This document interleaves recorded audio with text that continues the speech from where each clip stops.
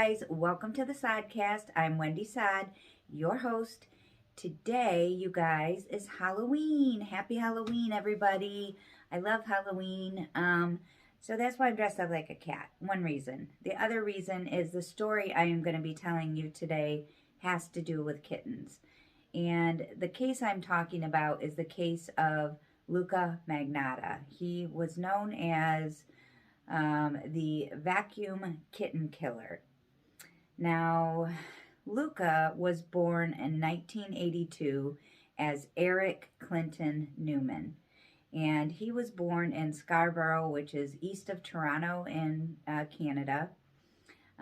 He had three other siblings, I believe, and he was homeschooled for most of his life as a child, and he wasn't real close, I don't think, with any of his other siblings other than his sister Melissa, which would be the only other person on the planet that he would refer to as a beautiful person other than himself. So as time went on, he ended up finally going to public school for some of his high school years, and by interviews that I've seen from some of his classmates back then, they would say he was an outcast. He was otherwise unforgettable. Like, he did not stand out. He just didn't have any friends. He just kind of was a loner. He was very bullied in school. So he would graduate from high school, and around the age of 22, he would meet a young lady online. I am not going to give her name out. She was a 21-year-old female that had the mental capacity of an 8 to 12-year-old girl. And so she was disabled, and Luca knew this, and he seen a vulnerable person, and he seen someone he could take advantage of, and he did just that. So he begins by stealing thousands and thousands of dollars worth of money off of her credit cards, racking up unpaid bills. Then he allegedly would sexually assault this woman and videotape it. Now, when she reported him to the police, they did arrest him and press charges. Then, all of a sudden, the charges were dropped before he even went to trial. I could not find a reason for this, and I looked and looked. If any of you guys know why the charges were dropped, please comment down below. I'm so curious, because I feel like he could have been stopped right there. But anyway, he continues on doing nothing with his life. He is just trying to make himself famous, basically, on the internet. He becomes obsessed with his looks. And in 2006, this is when he finally legally changes his name to Luca Rocco Magnotta. And at that time, he got 2 hair implants, he got muscle implants, and he had 2 nose jobs done. And if you ask me, he didn't look any better. He just looked like a plastic piece of shit. He just, oh God, he just sickens me. So he started to create this online fantasy life of himself, saying that he was this famous supermodel, and he modeled in Italy and Russia, and he's on the catwalks in all over the country. He would claim that he has houses all over the country. He would claim that he has all these expensive sports cars, and there's pictures online all over of him in these different places and whatnot. So this is the lifestyle he's aiming for and what he's portraying himself as. So around this time also, he starts hanging around the gay communities where he lives, and he meets a transgender woman by the name of Barbie. Now, Barbie would go on to, after all was said and done, to give interviews about Magnotta, And she would say that he was just this self-absorbed, completely obsessed with his looks, narcissistic, constantly asking her to take pictures of him while he posed, and just, she said he did not give a shit about anyone else except himself. And all he cared about was his looks. So she would also make the statement that she knew he just, wasn't quite right, that something was always off with him. Also, around this time, he would audition for 2 reality shows, and one was called Plastic Makes Perfect, and the other was called Cover Guy. And he was very quickly not chosen for either one of those shows. They were just as turned off by him as we all are. But to see him in these auditions, he's disgusting, talking about how devastatingly gorgeous he is, and oh, he's just a fucking puke. Sickening. So he would become obsessed with serial killers, you guys, and he would have his favorites. He would talk about them constantly. He would watch shows about them constantly, probably like a lot of us do, but he really became obsessed with them. And one in particular by the name of Karla Homewka. Karla Homewka. She was a Canadian serial killer back in the 1980s that, along with her boyfriend Paul Bernardo, I believe, they killed some teenagers and some younger people. Now, Magnotta would create this whole fake life online, claiming that he was in a relationship with Karla Homewka. And I mean, he had pictures of them together. He had just all this weird shit.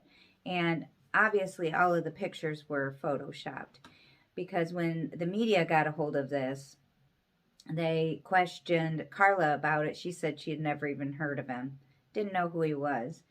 So he would begin his, how do I want to say it? He would begin doing this in order to counteract the situation to gain attention. So he posts all this stuff online about being in this relationship with Karla. Then he goes to the media and says, oh, I would just want to set the record straight that I'm just being framed. And this was one of my stalkers that posted all this stuff. And this is not true. I don't know who she is. I've never been in a relationship with her. You know, people are just obsessed with me because I'm just this wonderful supermodel. Give me a fucking break. So that was the beginning of his big bullshit stories online. Now we get into the truly sick shit that Luca has done. So in 2010, he posts a link on his Facebook page, and it is to a video called 3 Guys, 1 Hammer. And I've not seen this video, and I don't want to. But what the video depicts is 3 teenage boys bludgeoning to death a man with a hammer and recording it. How this shit even gets out there on the internet, I don't know. But, oh my God, it just is so disturbing to me. So, right after that video was posted, Luca then posts a link to another video. Now, this video is called 1 Boy, 2 Kittens. And I'm going to give you another warning right now, you guys. We're going to talk about some disturbing stuff. If you can't handle listening to animal cruelty, you might want to get off now, because we're going to go into detail about what he did. So, in this video, it depicts a man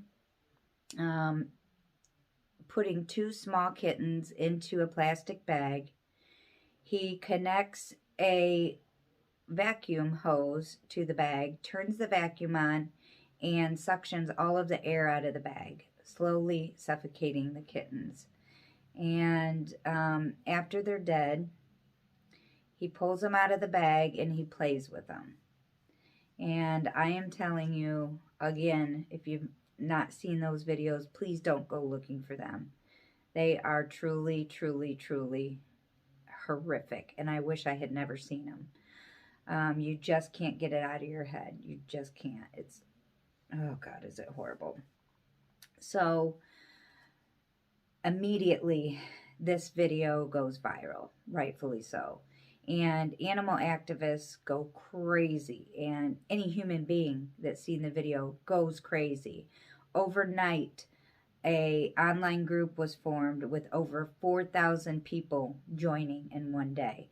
And they are on a mission to catch this son of a bitch. But they don't know who he is. They don't have a name. They don't have a face because he's not showing his face in the video. And oh my gosh. So they are on a damn mission. So these online sleuths begin to search, and they had reported to the RCMP, which is Canadian police, of the situation, but that, you know, they didn't take it serious. We're talking Canada, and I guess they had bigger fish to fry at the time, right? So the group continues on trying to figure out who he is. In the meantime, just after he posted this video, he posts a picture of himself with 2 kittens. And these kittens, the sleuths discover these 2 kittens in this picture are identical to the 2 that were killed in these videos, right? So they're like, okay, now we have a face. So not long after Luca posts that picture, he then puts another post commenting on that picture. He's trying to pretend like this isn't him doing it the whole time. This is the thing. So he posts and says, oh, I know who that guy is. He's a lunatic. His name's Luca Magnotta. And blah, blah, blah. He's a psychopath. And so, okay, great. Now these sleuths have a name. So what they do is they Google this name, Luca Magnotta, and they are completely overwhelmed with the amount of information they find on this guy. He has created this entire world online, like hundreds of Facebook profiles and his different looks that he would use and different names that he would use. I mean, just so much information and thousands and thousands and thousands of pictures of himself. You could tell he was just this self-absorbed dirtbag. So as the sleuths start to scrub through these pictures, they start to see that most of the pictures were photoshopped, which we already knew, basically. So these pictures to Italy and these pictures in Russia, and they were finding that they were photoshopped, and this guy's full of shit. But who is this guy? So they continue to scrub through these photos to try to find some kind of information in the pictures that will tell them where he is at. So by some of the pictures, they were able to determine that he was in Canada. So at that time, they go to the police again, and they're like, okay, here's his name. We know he's in Canada.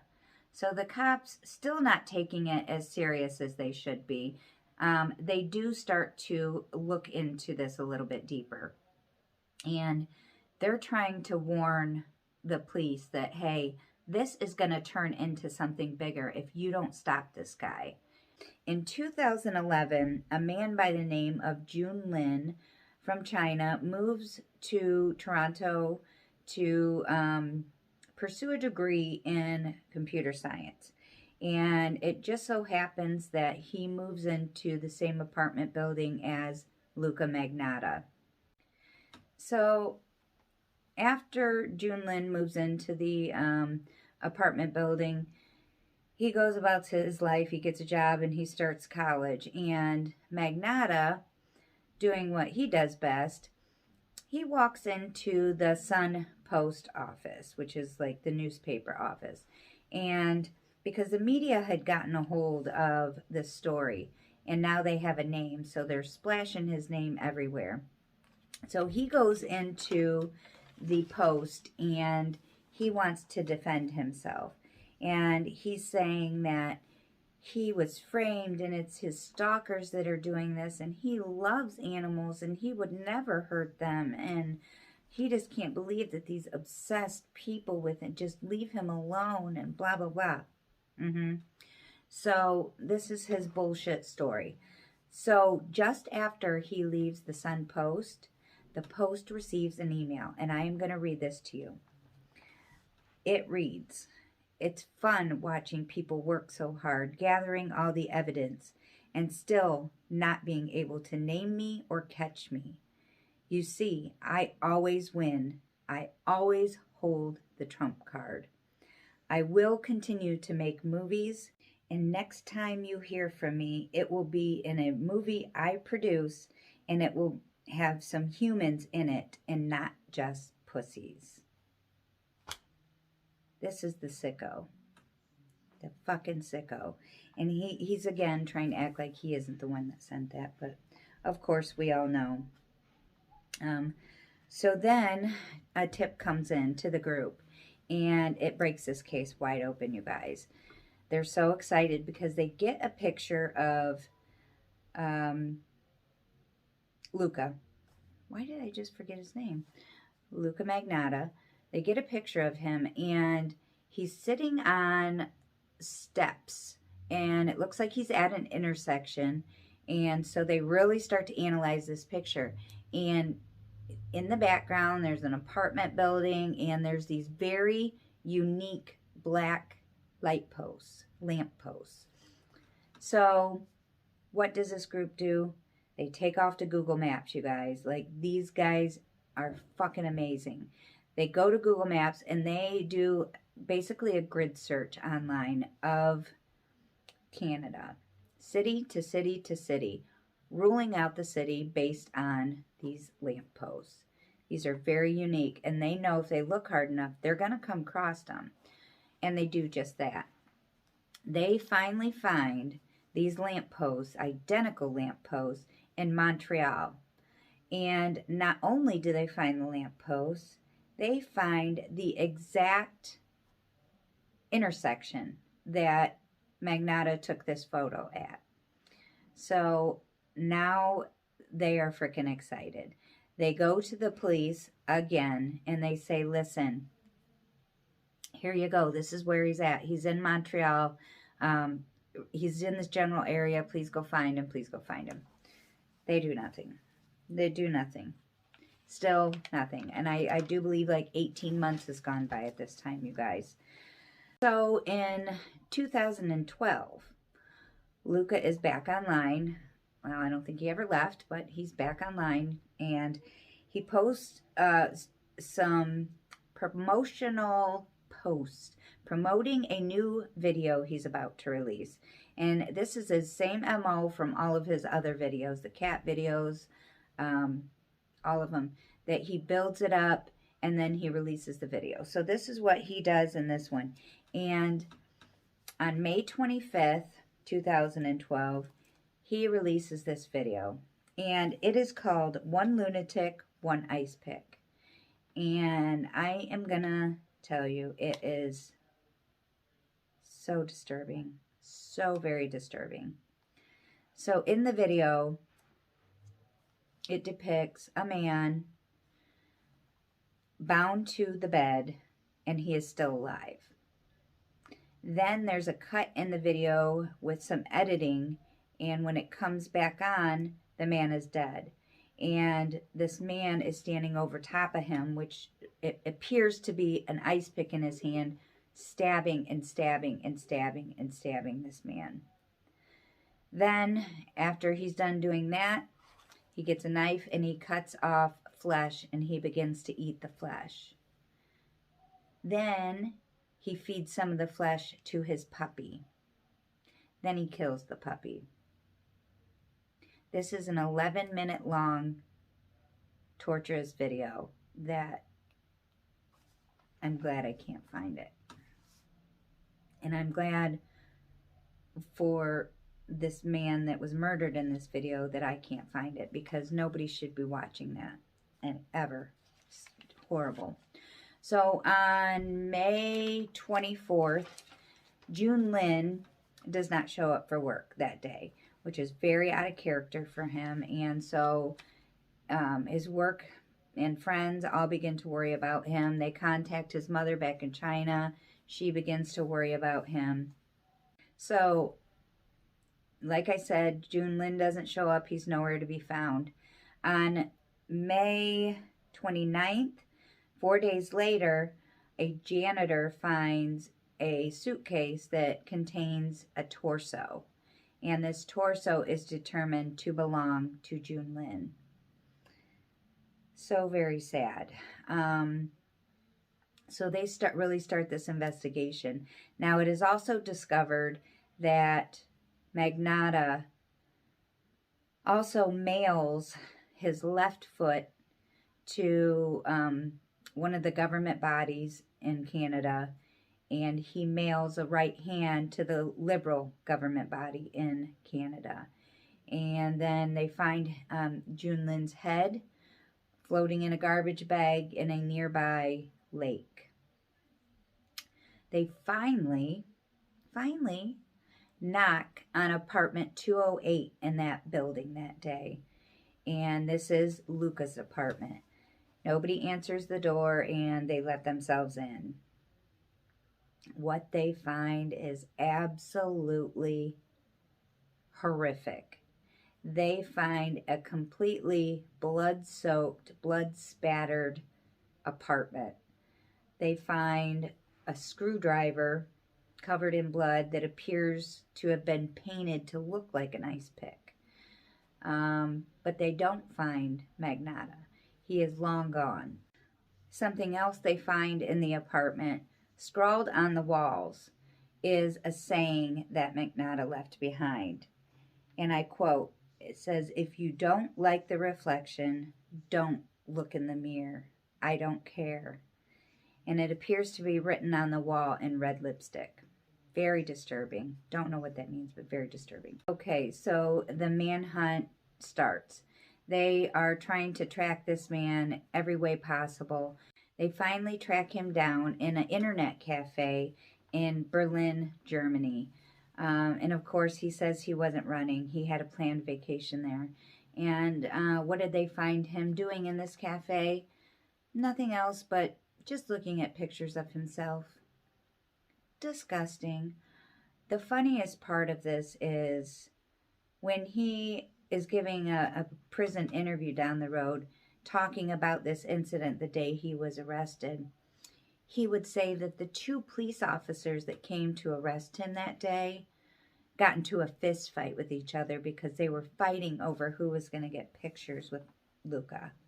I mean, totally fucked up. Never happened. Give me a fucking break. Nobody gives a shit about you, Luca.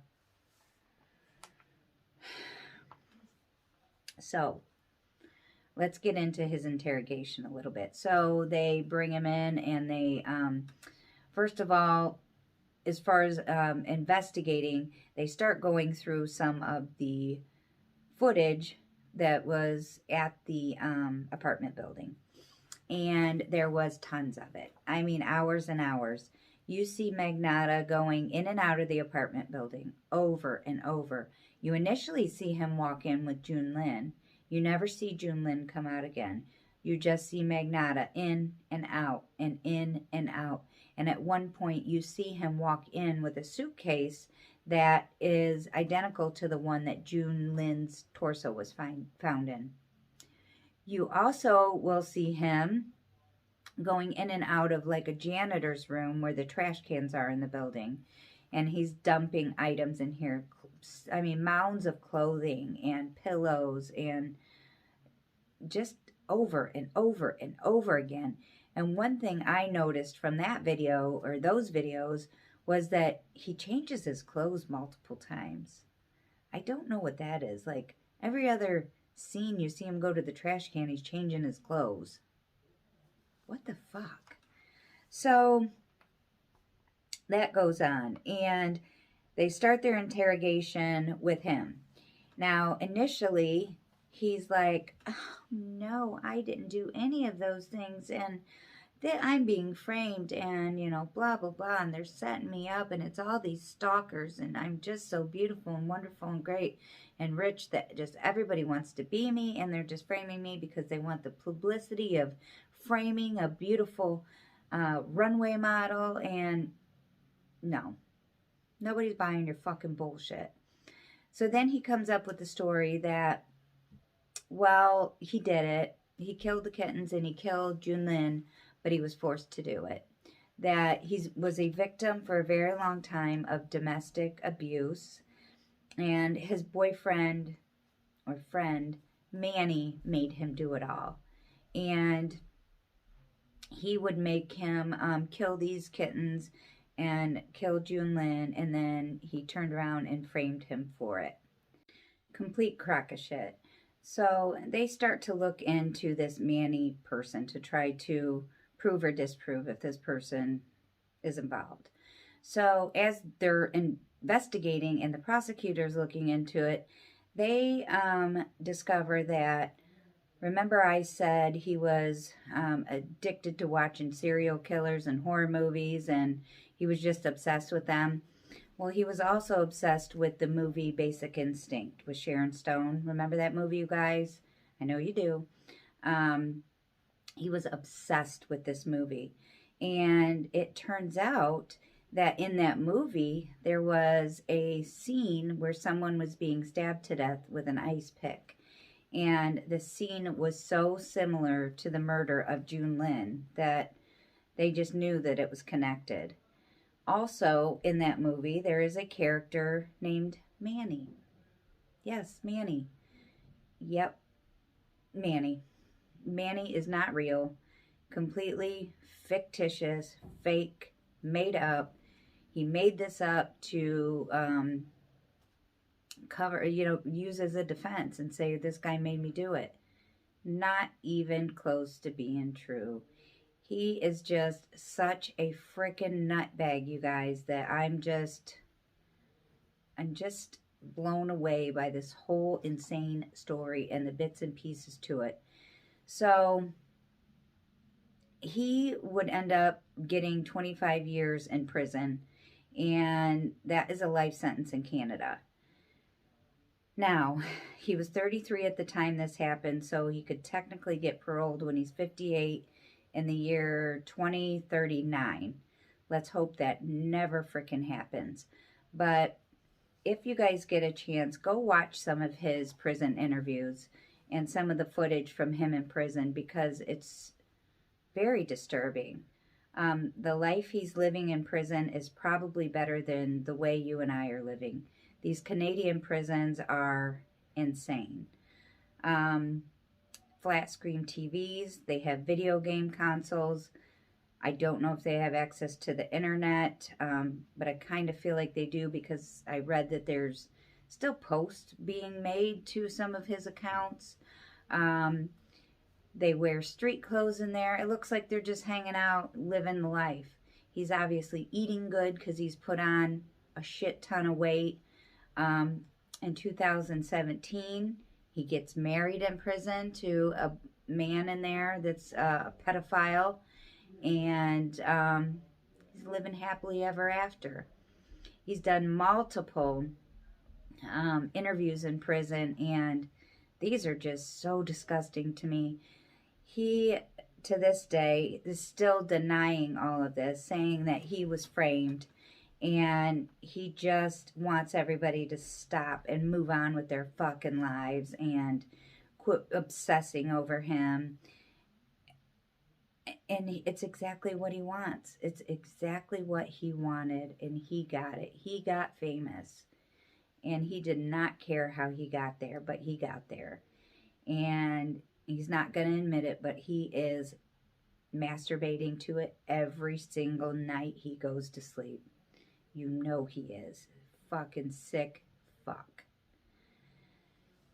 His mother would go on to write a book about him that he says that initially he had his mom come and talk to him, about making this book, and right away he said he cut her out in his life. So I think she obviously was going a different direction than he wanted to go with the book, and she was telling a different story.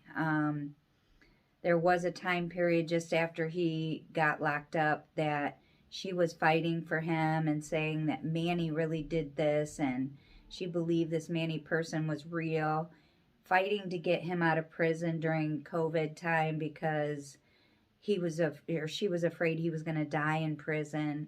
Oh no, that would be terrible. And just all this craziness involved in this case. In his interviews, he just comes off as such a fucking jerk. He sounds so stupid, just completely ignorant the way he talks and the stuff that he says.